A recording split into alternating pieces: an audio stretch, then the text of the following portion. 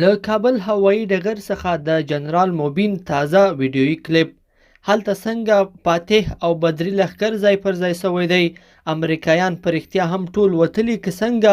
نور جزئیات په ویډیو کې راسره وګورئ او چینل حتما سبسکرایب کړئ. جنرال صاحب سلامونه، ستړی مه شئ. خیر اوسې. دا کومه ساحه ده؟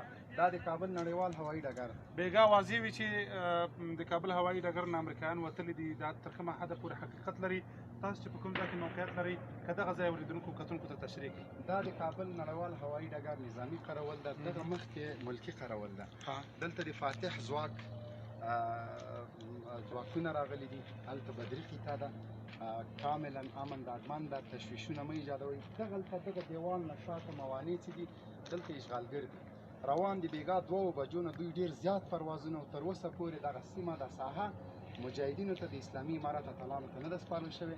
منظم قطعات دلته پراته دي. هیڅ څوک د تشویش نه کوي. دا زموږ خاوره ده، دا به لازمي پرېږدي. یعنې اخواته ملکي بخش کې بدري ځواکونه دي او دغه نظامي بخش کې دلته فاتح ځواک موجود دی. فاتح ځواک دلته په مکمله په دې ټول ساحې باندې ده.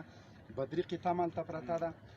یو شی د یادولو ده چې د دغه ځواکونو له راتلو سره دلته هغه ازدحام ختم سوی، هغه غلاوې چور چپاول هر څه ختم سو. الحمدلله هر څه منظم دي. هیوادوال د بېغمه چې کوم خلک چې قانوني اسلحه لري هغه پرېږدي.